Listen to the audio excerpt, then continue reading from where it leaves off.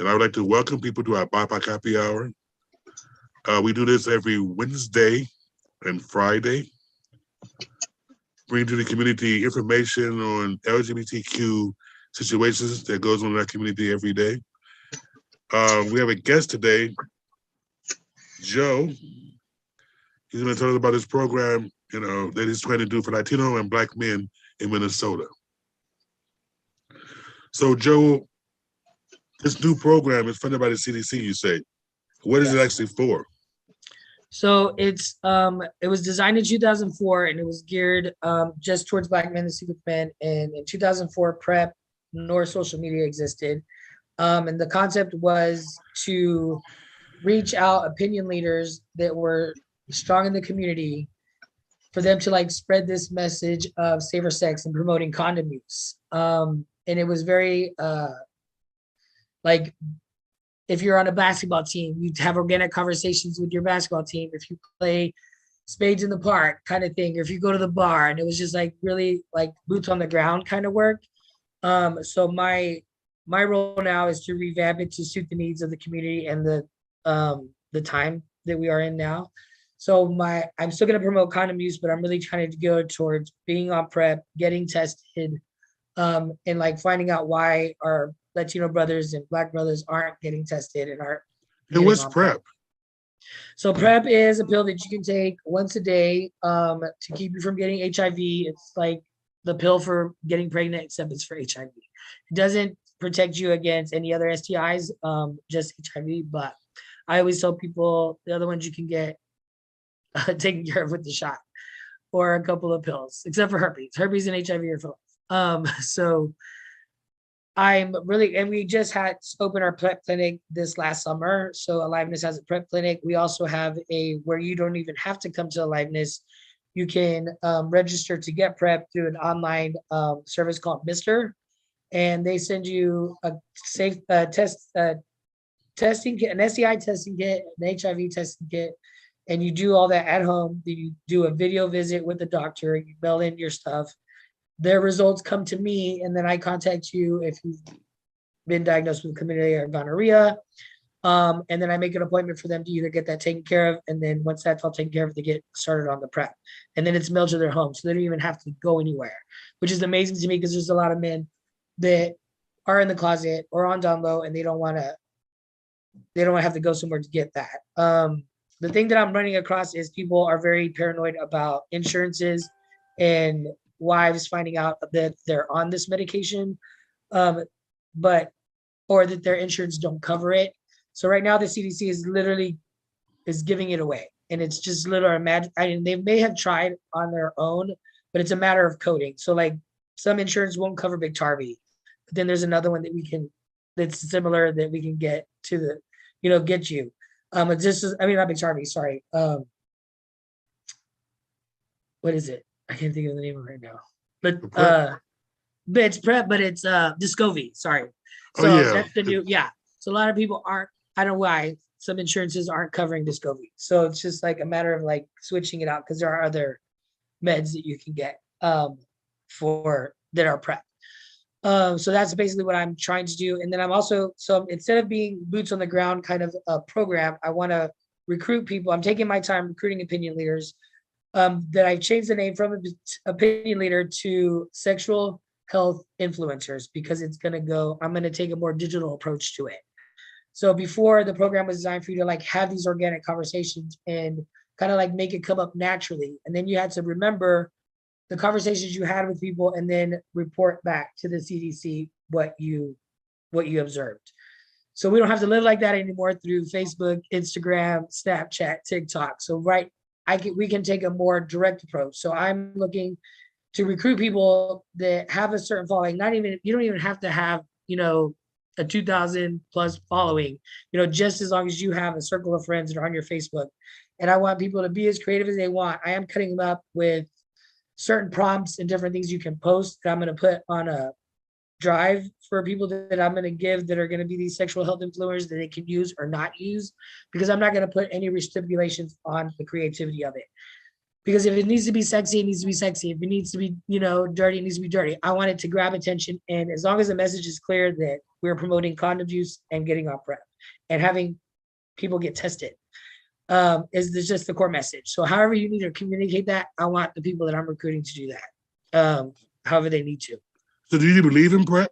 I mean, because yeah, because I mean, as African American, all the studies they did on us, all the things they did in the past, sometimes I don't even take my blood pressure medicine, now you want me to take another pill of PrEP.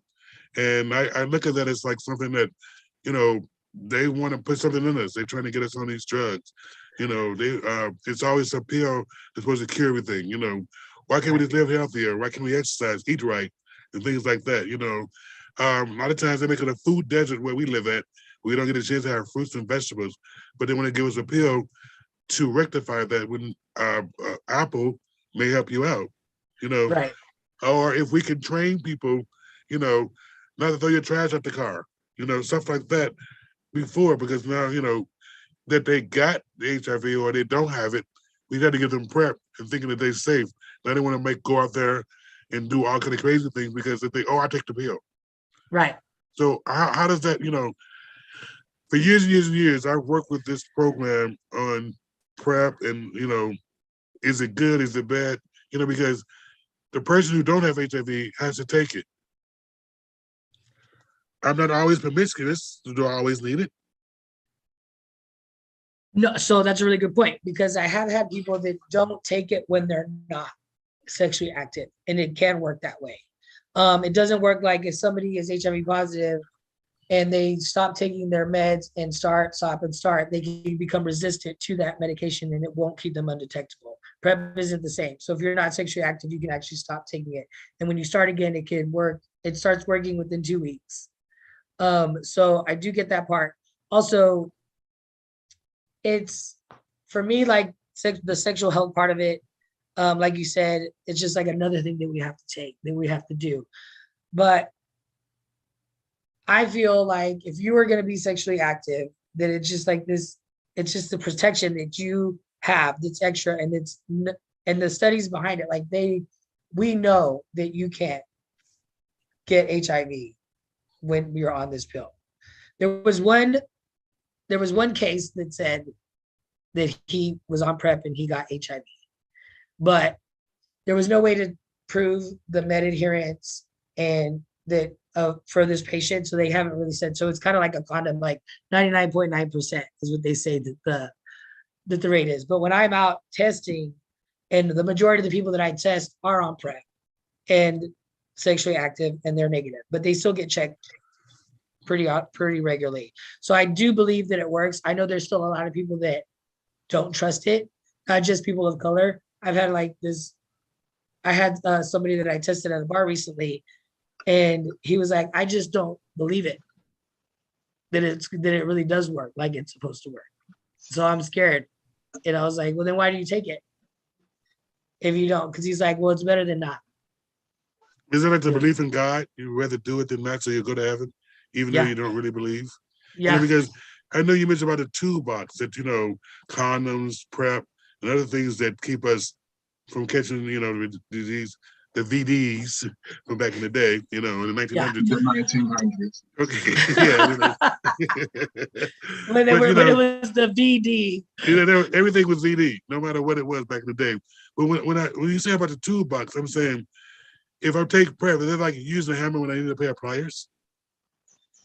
No.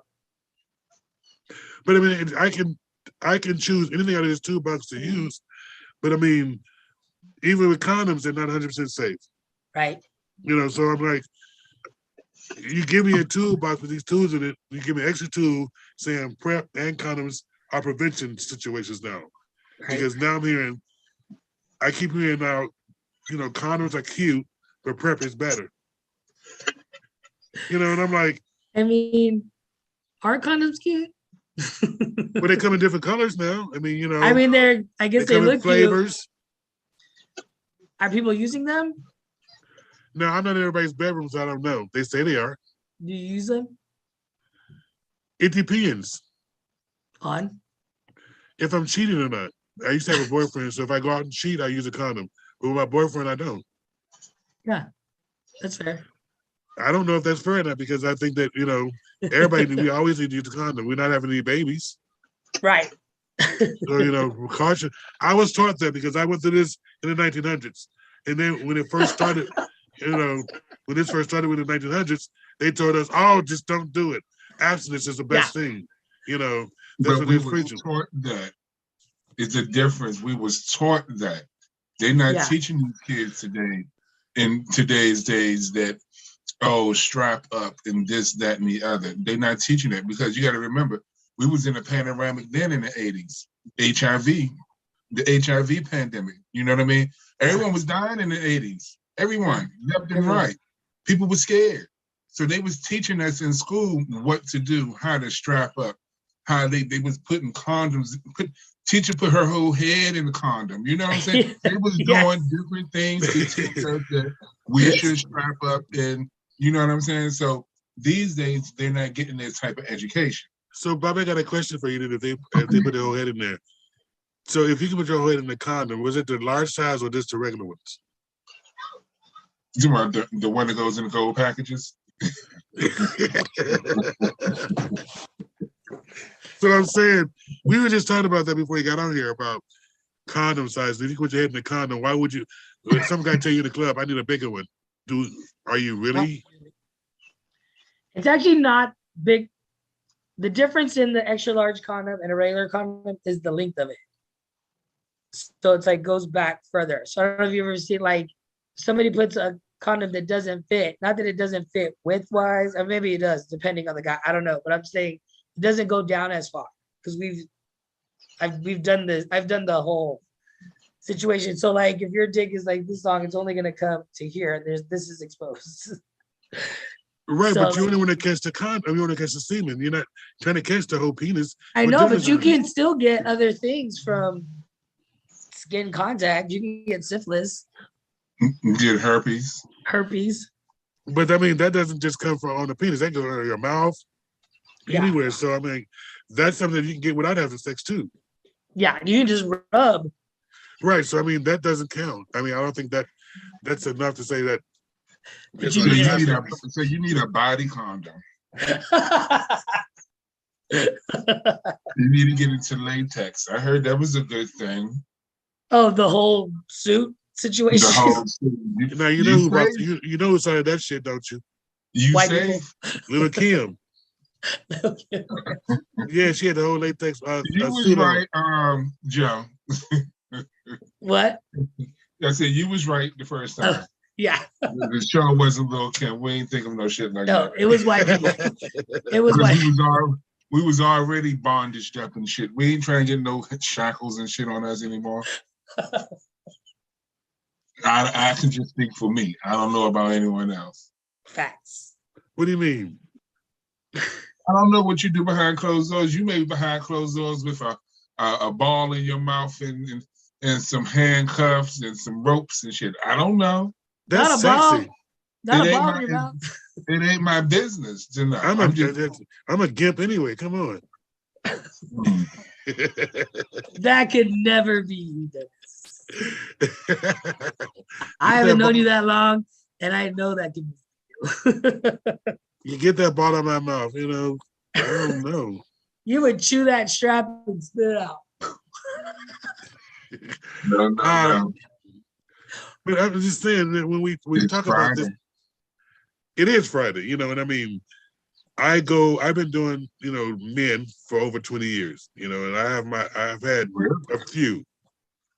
So I'm not, and no, I didn't use a condom every time, sometimes it was like, I wanted it so bad that, I don't care what I got, I'm gonna do it. And I mean, this guy was so fine in DC that I'm like, listen, we ain't got no condom, we gotta do something though, because I gotta see you naked before I go. Now, in those situations, when you talk about PrEP and all that other kind of stuff. Well, you talking about DC. Hold up. You talking about DC. You're right, you may not need a condom, but you can see them naked right then and there. Because you know what I mean, DC, you can do it anywhere. But that's what I'm saying about when I see them naked, then I had to touch it. And then you're right. That's when things went awry. That's what I'm like, You know, you wanted to touch him on the inside and call out his name. You well, he was saying, "Oh God." I said, "Who is God?" But I guess it was another guy he was doing before me. You're like, my name's Vince. Make sure you take some protection when you go down this time. Bobby, I took protection then. I even had glue and condoms, everything in my bag. But I like. No, you need to put them in your wallet.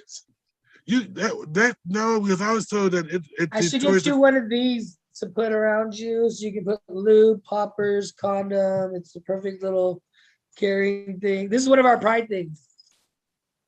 So is that a clutch? Is that a purse or is that a bag? It's like you can make this longer, so it could be whatever.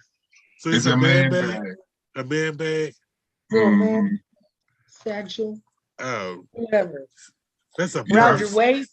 Around your waist. No, we can't do those anymore because those fanny packs is 1900s. No, they're coming back. Oh, yeah, it sure is. It sure is. Nothing at all but clothes. They come back in style. 1900 shit is here. Right, in the 2000s.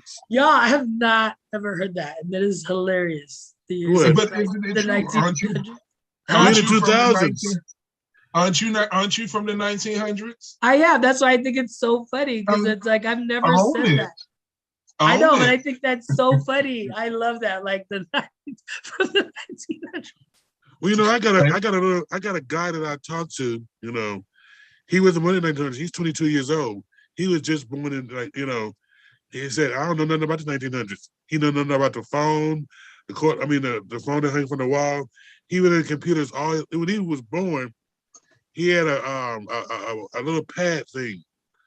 It wasn't an iPad or nothing. It was like one of those old things with the little stick thing. Oh, you're talking about like a BlackBerry? Yeah, it was something like that, but it wasn't a BlackBerry. It was a generic version. Oh, Palm Pilot? Yes, thank you. There you go. It was a Palm Pilot. He had a little stick. And he loved that little thing back in the day, you know. I'm like, dude, this is crazy. Now there's the 2000s now, so we don't know what the 1900s is all back in the day. I can't wait to start saying that. I can't believe I haven't said that. Well, you know, all the kids born in the 1900s, that was the time of the year to be born in. I mean, that's the greatest time of all. History was made back then. You know, TV, you know. My generation's the best generation. I'm Generation X. I'm Gen X. So what music year do you like? What music year? Like the 80s, the 90s. The 90s. You know, the 70s. I graduated high school in 1993, so that was 93. 90s forever, best decade of music ever. That was the best decade of music, was the 90s. I'm older than y'all, and I disagree. The 70s was, you know, and all those songs in the 70s are remade in the 90s.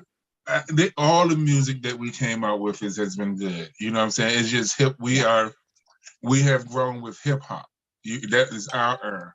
But don't get me wrong, I love the music from the 70s. I love the Temptations and Patti LaBelle is my heart. You feel what I'm saying? We love Diana Ross. We love them girls. Gladys Knight, you know, the Pip, all of them. So that's why they sampled all their music. Yes, see, I love you, Simon. I was listening to the same thing. I agree. All that music came from the 70s. They remade it like Puff Daddy did it, and you know, made it popular again. Now they act like they came up with these 12 notes that they already had. But they don't act like it. They have to pay for it, so they don't act like it.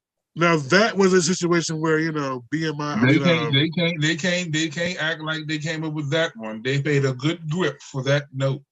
For real. Right, because, you know, that's named Sue when they did that song Ice Ice Baby.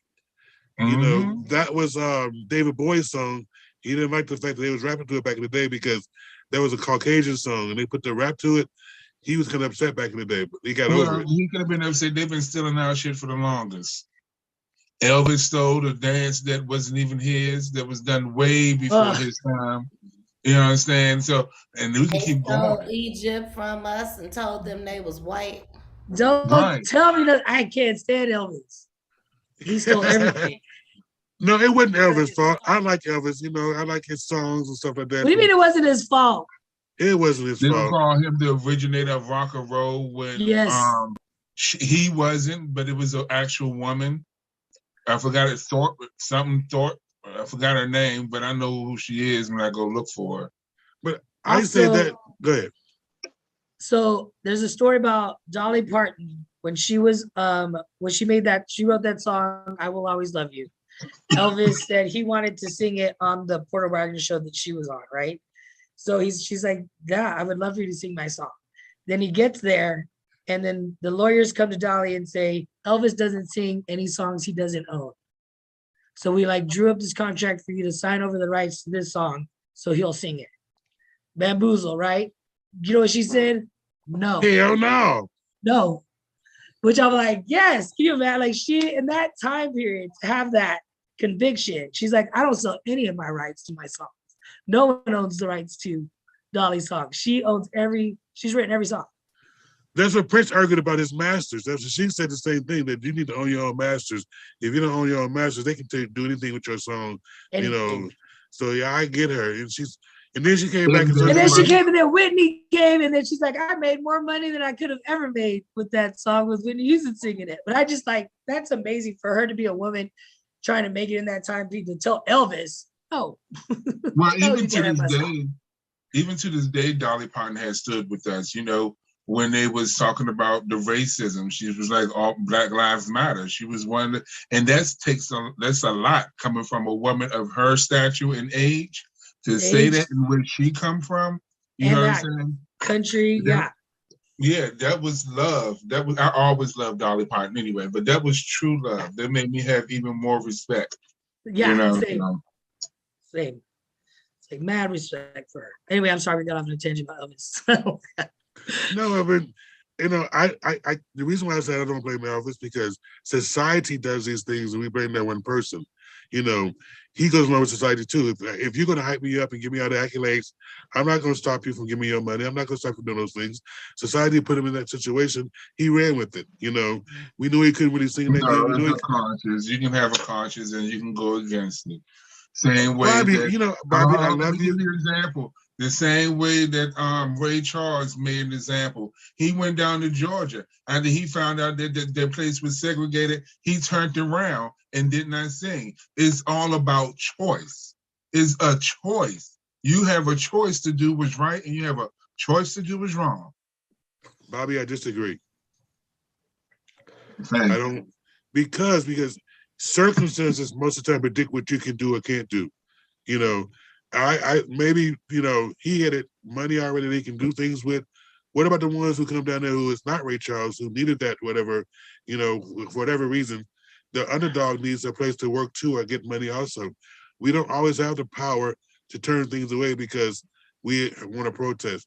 The whole world in this country is based on Caucasian for the last 400 or 500 years. How do you not want to get yourself together in this whole white construct without doing some things that may be wrong to get there? So I don't want to blame everybody for not taking the higher road. Sometimes you're just not capable.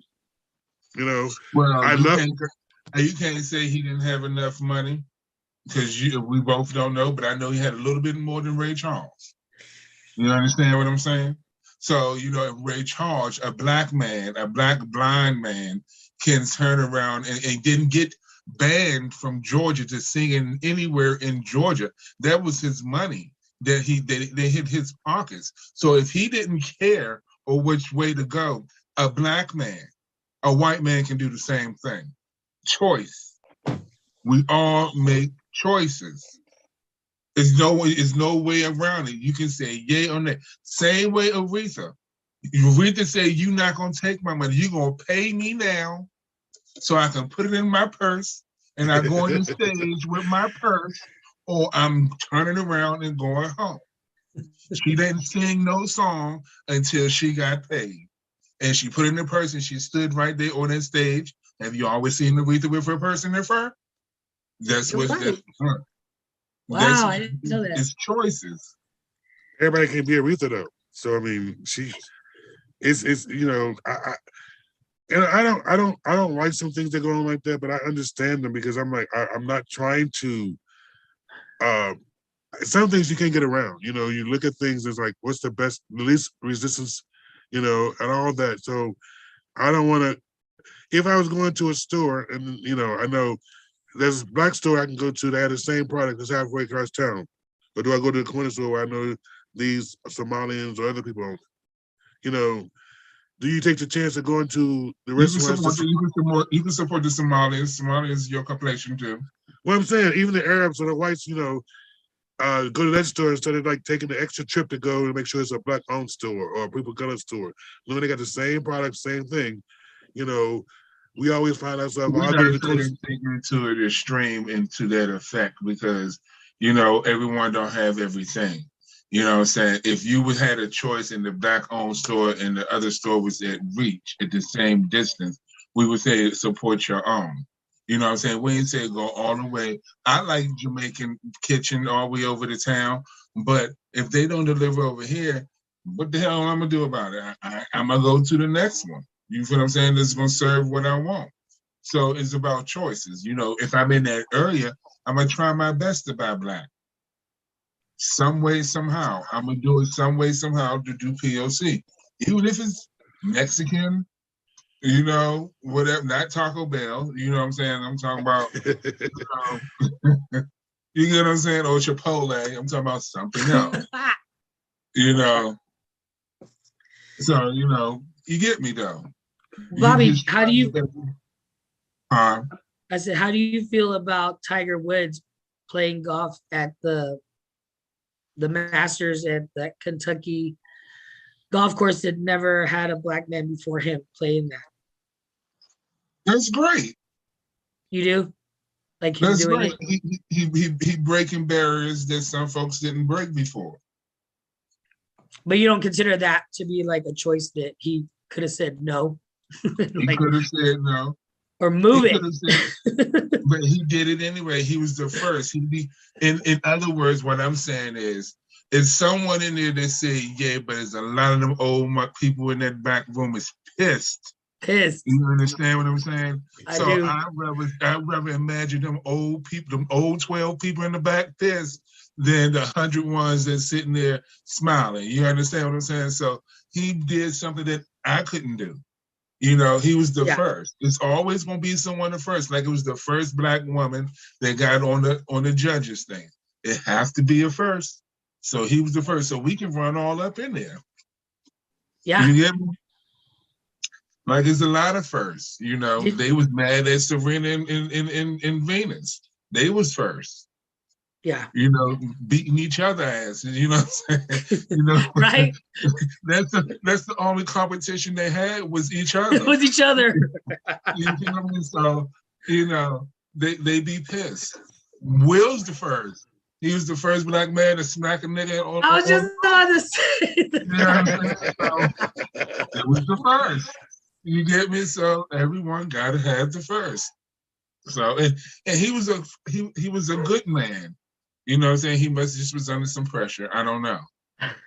You know, he didn't. Will never got in trouble. We never heard Will in the bad light. No. Will has that sort of mentality since he started. I don't cuss. I try to be positive, all that BS. Then behind the scenes, he's a tyrant. Until today. Well, you know, Denzel Washington, when his Oscar too, he played something bad, you know, a bad cop. So it seemed like when you turn bad, you get an Oscar. You know, Will Smith turned bad on, you know, smacked the bitch and he got an Oscar. I'm sorry, Training Day was the shit. It was. Listen, I love that movie. I'm saying, like he deserved because he was good. You know, he was always the good person, but like yes, Sina, I love you. Yes, I agree. As the villain. I mean, goodness. Yeah. When I say that movie, I was scared of Denzel because I said that's not him. But he played a good role in it because he came in there cussing and swearing and turning niggas in the hood like shooting. Yeah. I've never seen him like that. And I'm like, he's an actor when I seen that because it's like he changed his whole good attitude to that be a bad person. And I was like, I didn't see Denzel that way. I've always seen him like, you know, he was Malcolm X. He was, the positive role. I've always seen him statue standing up straight. Not that shoot a nigga and what? Right, remember the Titans, man. Yeah. Yes, so I like that. That did change my whole concept of Denzel Washington's reign of doing movies, because I'm like, wow. Now Will Smith did that when he smacked Chris Rock, because I thought of him as, he saved us from the aliens. Independence Day. Wait, did y'all watch the documentary on Chris Rock? I mean, not Chris Rock, on who was on Tiger Woods? Did y'all see that HBO documentary on him? I didn't. I don't follow Tiger Woods. Well, they show an interview that he had with Oprah, and she was super excited about him being Black and then golf and in a community that, didn't welcome people of color. And she asked him about identifying as a Black person, and he did not. He said he did not. And he was Caucasian. Yeah, he said he made up some word. Caucasian. Yeah, was Black it that? and Asian. Yes, you're right. Yes, white. Right. Yeah. Caucasian, Black, and Asian. Yeah. Yes. Caucasian. Yes, you're right. That's exactly what he said. So is there a space on the application for an ID? Is there a box for that? Right, because I've never heard that one before. So what did you check when they ask you what's your race? Well, I understand what he's saying. He's a mixture, he's representing all his that's his heritage, mayonnaise, seasoning. And I don't know what the other people eat. I'm not gonna disrespect them and assume. So I'm just saying he had a really good platform, and he was at a point that he could have identified as Black for the community. We don't have to. We ain't gonna force you. No, you don't have to. I just feel like he could have. I know he didn't have to. I just meant like he had a good enough platform. He was on Oprah and Tiger Woods. Like, use that to benefit other people. I'm just upset. Well, we already got Oprah. We fine. We got Gail. Oprah is interviewing him. It's not the other way around. You understand? The one that identified as a Black woman is interviewing the Caucasian. I don't think she expected him to answer it that way. She probably didn't. You think she chuckled? No, I think she had it out. I think a producer got fired, is what I think after that.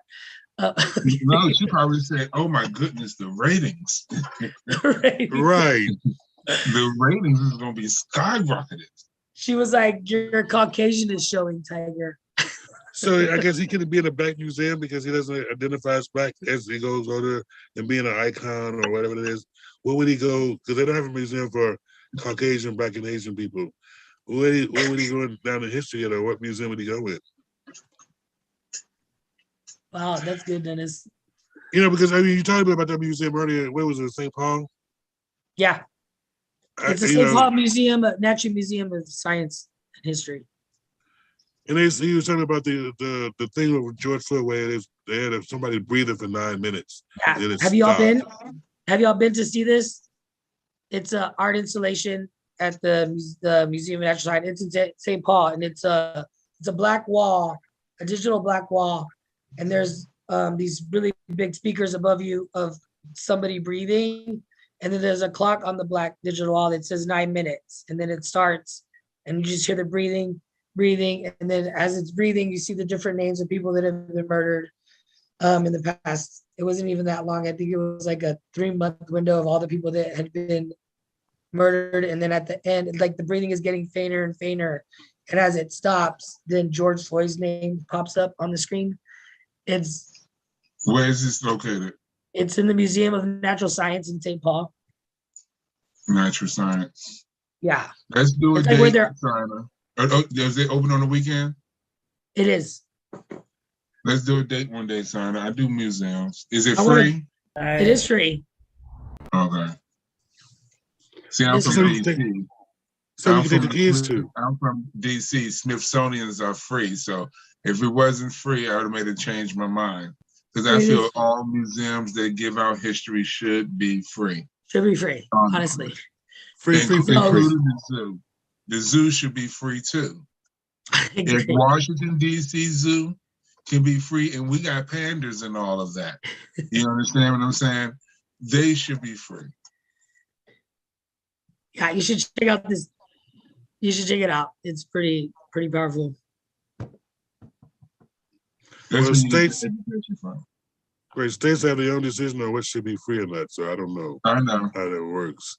And they were saying that the zoo in St. Paul, to help feed the animals and take care of the property, that's why they charge a little fee to get in. They don't charge a big fee, but just to maintain the grounds is why they charge a little fee.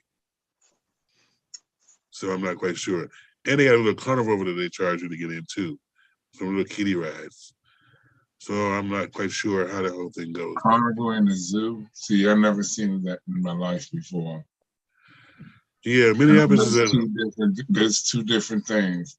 There's like missing the White Russian, in a mojito together or something like that. No, it's not gonna mix. I don't know. I don't drink, so that sounds good to me. A mojito and a White Russian mixed together. It sounds like I'd be getting drunk. It's like milk and Coca-Cola. But yeah, that don't go good, Bobby, because I see that Coca-Cola change color when they get some milk in it. So you understand what I'm saying? Yeah, that combination didn't work. I'm sorry. Dad, I'm good. What did they say? Pineapples. Pineapples. That's my safe word. Pineapple. Yeah, that's my safe word. You know, my safe word is kumquat. I'm kidding. That sounds okay, but it's too, maybe too long. Kumquat. I need to say, no. Hey, stop. My safe word is more. Yeah. Okay. Who was that in color purple? He died on top of me. God. I get it. Just climb on top of me and do his business. Right. You make it sound like you go to the bathroom on you. That would it feel like. I love that. But we're thinking about trying to find a way, in this summer coming up. How do we get Black and Latinos together to do little bitty what do you call them? Get-togethers? Yeah. Social events. Yeah. Social events. I want to especially gay or MSM. They don't have to identify as gay. It's just how will we build that sort of thing? Like maybe 10 to 20 people 4 times a year come together. We talk about, we like the download brothers. We like this and the other. Why we don't use condoms? Why we should use PrEP? Get some leaders on. Like how do we get to our other brothers? Tell them to protect themselves or whatever they need to do. Maybe some self-care. Mental we things. Just don't sit down and just eat. Why don't we just both nationalities sit down and just make some national food and get down and grub and talk? Yes. With that and some cocktails. Some cocktails. Break bread and talk. That's the best way to do it. We all just experience each other culture in different ways. We may sit here and smother some pork for them, and they make, I don't know what's your favorite dish? Me? Yes. I like enchiladas. I love tacos of any kind. Yeah. I love fajitas. I miss my dad's fajitas. I love those. Yeah, see, make us some fajitas. So you would have no agenda, Bobby? No. Would you have an agenda or just talk? Nope, just let it organically happen. Just create space for cross-cultural learning. Not I don't think you set an agenda for something like that. Just let it organically blossom. So, okay, my one question is this. How would you explain on that flyer? Come organically or how? It don't sound right. You say that come organically. Well, I'm stupid, Bobby. I'm trying to figure this out on my own. Don't use lube? That's what you tell me. How you doing? So I'm trying to figure out how would you if you don't have an agenda, we come together for open to all. Then you put all of what, where, You feel what I'm saying? Yeah. How are we doing it? Huh? So, we're thinking about doing something on the 31st of May. And we're thinking about having a bar, and we go to, they have food and a bar there. And, how to get people there, maybe 20, 30 MSMs, Latino and Black, and have an organic conversation. How we pull that off? Because I want to, on a flyer, you got to say something on what you're getting yourself into. Maybe that's something that I was like planning for Buffalo Wild Wings. I was gonna sit here and say, "Come on, bring your cards and just let's drink some beer, eat some chicken, and play spades. Drink and play spades. We can play spades and tonk, all of it up in the Buffalo Wild Wings. We got food and drink, and that's organically mingling too. You feel what I'm saying? You just pick something that folks will want to come to, that would attract them people, the folks that you're trying to get." I really like that actually, to do spades. Can that be played? I haven't played it in forever, so I don't even remember. Can that be played as a where people move around? Like if someone loses, like a round table, kind of like. Yeah, we can do it however. We can set it that way. You lose with this person, we can swap and y'all go this way. You know what I'm saying? Just to move around. Yeah. But we be eating at the moment too, so we may just continue on going. However it may be. We sitting there eating and drinking. We can just mix the people up. We can't sit with friends. Right. Everyone got to be mixed in with everybody. We're going to try to break everybody up. So maybe you like to do the county thing, like all the ones go together, all the twos go together, stuff like that. So you won't get your we give everybody a number, when they come in. I like a color. Or color. Yeah. Do like 6 or 7 colors and then say, now go find a partner with the same color. Yes. And y'all go and sit at the table. Y'all are partners now. Y'all gotta play. Right. No matter how bad and good that person is. You don't know. It's getting to know each other. Right. If y'all gonna sit there, y'all gonna go ahead and order y'all food and chill and drink. You know what I'm saying? Wow. Yeah. Just make sure you say at the beginning, like, for folks, don't take this shit too seriously. We're gonna have a good time, because some people take spades to the next level. Oh yeah, slapping cars on the table, right? Screaming and hollering at each other. So, Bobby and Tina, listen. So I already have this budget to do this party, and it's already like gonna happen. The place that I'm gonna do it at is called Side Chick. Have y'all ever been there? No, I haven't. It's on the corner of Lindell and Lake, and it's a Black-owned business, and they're having a lot of pushback from the neighborhood because it's being attended by people of color, and they're getting a lot of complaints about music, people smoking weed outside, and just like really stupid things that are happening everywhere. There was an incident outside their restaurant, I don't know, maybe 2 months ago, where someone was shot. And like everybody's blaming this location for that shooting, which is like, I don't know what bar in Minneapolis. Absurd. It's 9,000 business over there. It can't be just that one.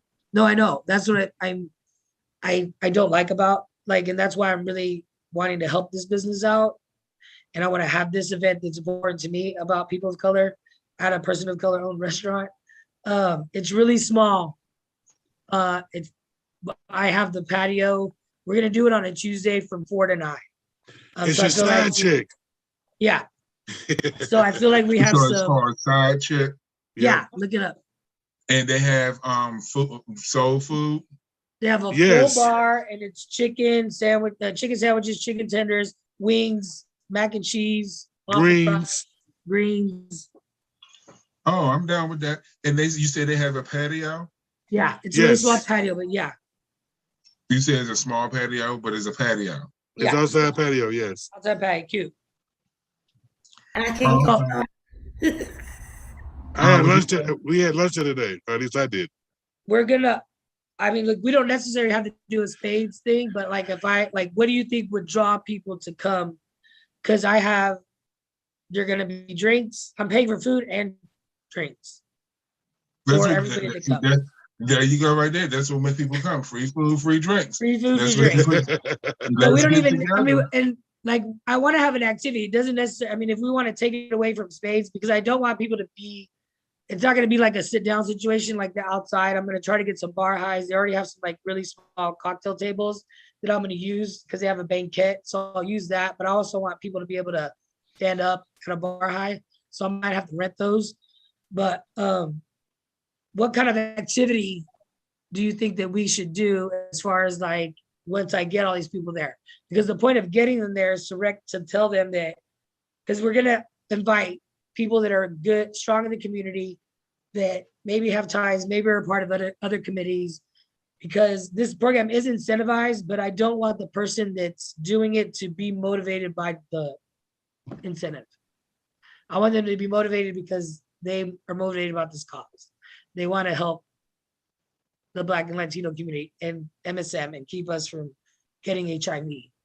So I want people to want to do it, and then that incentive is nice, but it's not why they're really doing it. And the person that had this before me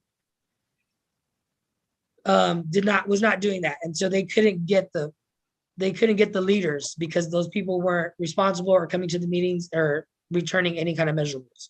So that's why I'm like really taking my time, and I'm glad that I met Dennis so he can introduce me to people like you, because these are the kind of people I need to be talking to.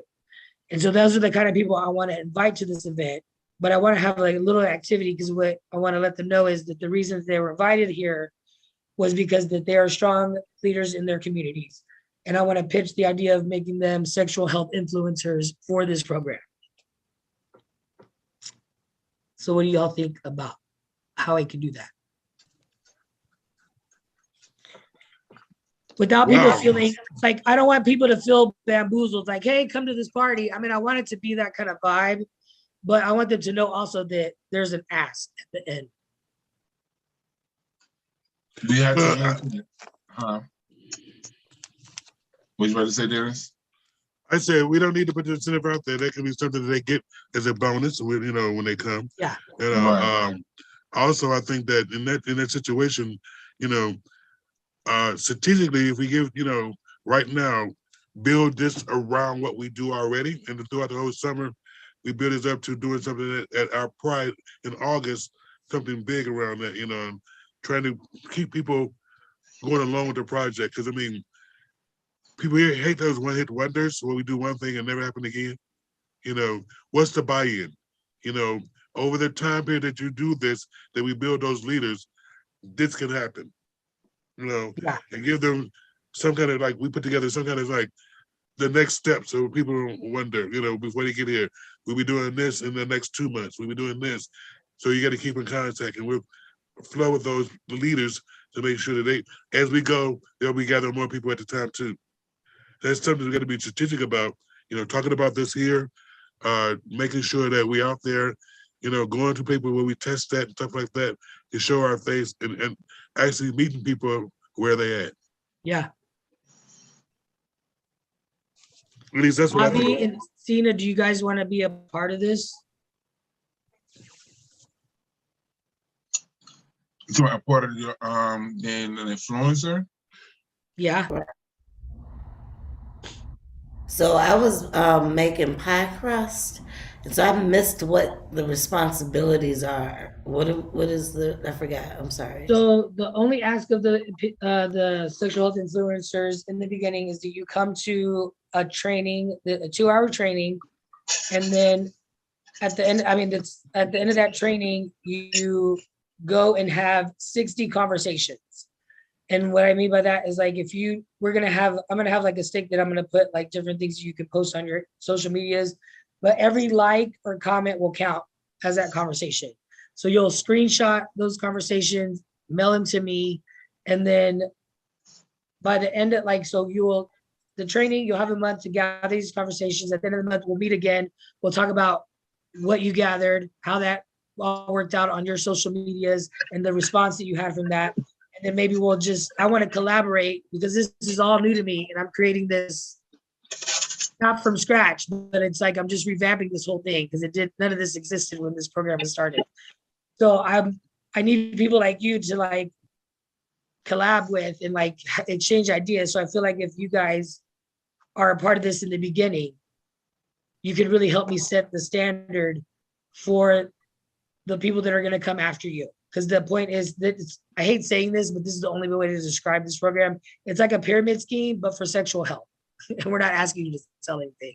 We're just asking you to promote sexual health and that you carry this conversation on. And then among the people that you reach, I want you to pick 2 that you think could be also do what you just did. And then I get those 2 people from each of you, and then I train them, and then they keep doing it.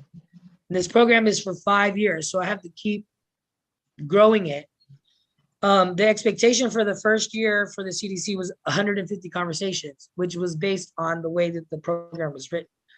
So that 150 conversations I could have with just posting a thing on my social media. When I'd be done with the program in this situation. So I'm no longer using that as my goal.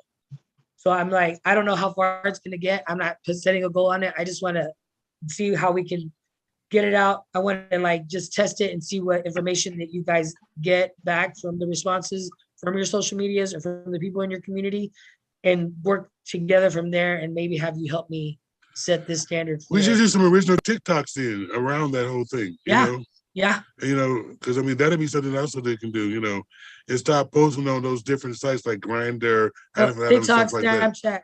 Yeah, Snapchat, Instagram, Facebook, like all of it. The first thing that I have in the works right now is I'm gonna do a sexual health video with somebody that I'm gonna ask to also be a sexual health influencer, and we're gonna have just like a 5-minute conversation about it. Record it, and then I'm gonna post it and introduce him to my people that follow me, and then he's gonna go on his platform and then do the same thing. So that's my vision to get it started and kind of have like just a little bit of an idea. But that's like my plan for right now. But like, yeah, so we can I want to do TikToks. I want anybody that, whatever your strengths are, I want you to be able to like post that onto your sites or however it does. And if it could be, I've even had the idea of like just walking down like in my day, if I come across somebody of color, that I'm going to stop and ask them if I can ask them a sexual health question and do like a 90-second video on Snapchat, and then just be that, like ask them a question on Snapchat, have them answer it, and then that's it. And then I post it, and then I have people comment on it. So I'm just interested in seeing how different it's going to be from the people that I'm going to ask to do this. So I would love to have you guys be a part of it, or talk to you more about it, or maybe even come to a training and then just see if you want to do it based on the training. And the training is incentivized too. Yes. Anytime that I ask to meet with you face to face, I'm gonna have it incentivized. If I have to ask you to come to the live, I'm gonna incentivize it. Is how I presented it to my manager. I'm like, anytime I ask somebody to come here, that they should be paid for that time. Well, I'm gonna say, even if I don't come there and meet you on Zoom, I'll be compensated for that time as well. I don't do in-person meetings. Okay. It's a cool project. No, we can do it on Zoom or Facebook chat. Like I've even said that, like, realistically, because they wanted this training to be 4 sessions, 2-hour sessions. And I'm like, you can't get people to come back 4 times. Like, it's just like too hard to ask people to do that. So I'm like, let's break it down to 2. We'll do 2 2-hour sessions. We'll do one to get the HIV 101 down, and then to talk about PrEP and like what they need to know about PrEP, and then like get that piece down, and then have the conversation, and then us gather again, another incentive, or through Zoom, we talk about what happened, and then you go out and get the last bit of conversations, and then you get incentivized again, and the total amount of incentives for all that time is $250. And then once that's done, then I'll have the other opinion leaders that you recruited, and you can continue to do the work out of the kindness of your heart, or you can stop. And then I'm going to grow it with those next opinion leaders, and the same thing's going to happen. That's the space. And hopefully along the way, I'll meet other people that'll maybe want to facilitate their own groups, and then like just spread like wildfire. Because a lot of the things that we go over in the training is about just the different things that affect Black men and Latino men, is like incarceration, families, racism, just all these like things that are affecting people from like coming out of the closet or getting tested. Like right now, the reality is when I go to the Positive Care Clinic and I'm connecting someone to care, there's Somalian women in there at the Positive Care Clinic, which blows my mind because I'm like, I know they're not fucking around. How do they get HIV? And then I'll see a Somalian man and he'll be completely wasted in a wheelchair. And I think to myself, he didn't get tested or waited so long to the part he couldn't deny what was happening to his body. And now he has to go to the hospital. Now he has an AIDS diagnosis and he's just, the medicine's just gonna keep him alive. And my goal is to reach these people before that moment because I need to get you while you have HIV so you can live a long life like everybody else. But I feel like once they get to this point of an AIDS diagnosis, it's harder to stay healthy. And so nobody's getting that. Nobody's going to get tested. No one's wanting to, there's so much fear in this community that I'm trying to like, how can I get past that? Or how can I reach people? And then that's why I'm so passionate about this program and meeting people like you because. Did you just pray about it? Well, I'm gonna be honest with you. I'm stressed thin. This is a time for POC Pride for our organization to raise funding for Pride coming up in August. Then also I have my own organization, the Minnesota Village that I do, which I'm dealing with Juneteenth in St. Paul.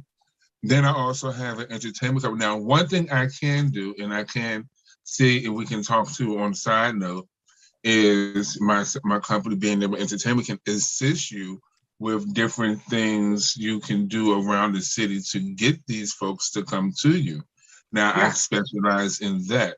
Now, but I don't want to obligate, and I don't mind shooting some things on my social media, but I don't want to obligate myself to do it at the moment because I'm not going to have enough. I have a 6-year-old, a husband, a job, and you get a puppy too, and a dog. I don't want to say yeah to something that I can't give my 150% to, and that's well, Bobby, what I do. Saying that I got you because we have an intervention program anyway that I'm thinking about partnering with them in doing this with our intervention program because that fits right in. We can use this situation, to do actually because we pass our condom lube too. We don't do testing because we don't have any more money for testing. So this is a way that we can collaborate and talk about health issues, mental health issues, around that, this and the other. We can use this as an intervention program also for us, and working with a lot of projects. So we can start putting our flyers together on men coming together around that and doing different things on that nature to make people come out. I think that if we work together in the future, we can definitely make this work out. And I know Bobby is good at TikTok and things like that. Not obligating them, but I'm saying that, maybe a couple of times we can sit around and But if you need someone to really to formate a structure of your organization, you were talking to the right person, Signer B. Talk to her on the side note because that's what she do. Wisdom Strategies. They do those things, build organizations and get the things that's needed that you're looking for. You know what I'm saying? So if you really need someone to really help you with that, I say you was talking to the right person. The one that was making pizza dough. I think that everybody on here has a buy-in on making something like that happen or, being a part of it. I don't think anybody want to be obligated to it because they have their own projects, but definitely, assisting and helping and trying to get the message and the word out. I would definitely help out in doing that, being a part of this, and mentoring, different guys that come through and stuff like that to make some of this happen because we do need to start working together more, and bridging those gaps that we definitely don't have. And it's another way, that we can start doing revenue with different things, having parties here, using different venues, stuff like that, to make this thing real.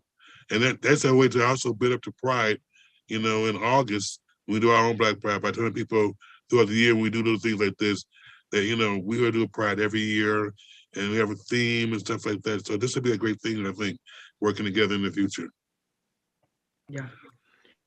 Dennis, you said you didn't have any money for testing, but if you ever need it, that you can tell me, and I right, because I mean, test kits cost $20 a piece.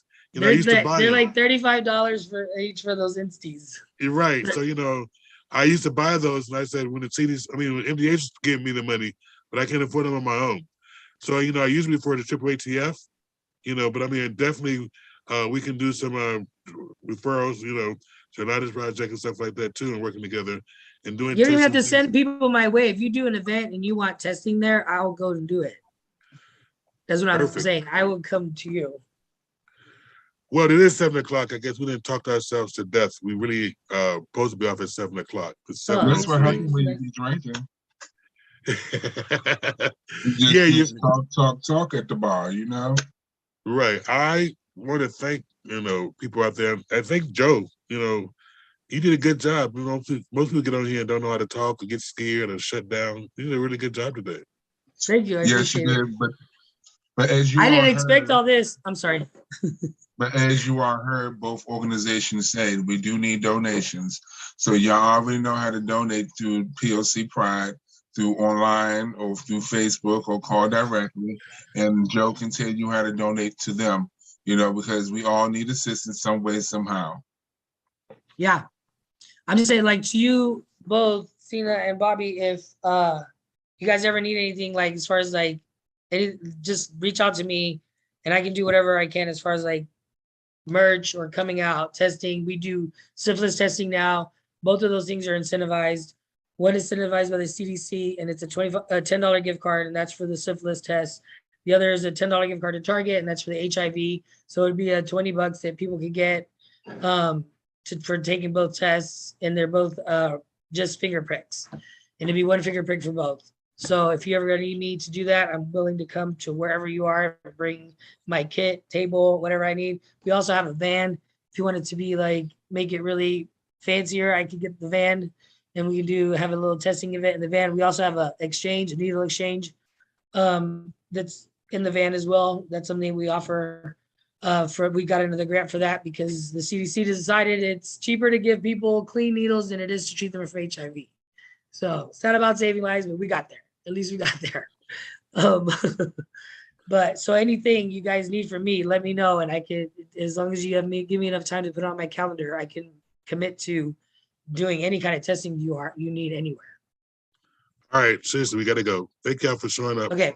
Thank you again. We're going to stop the live.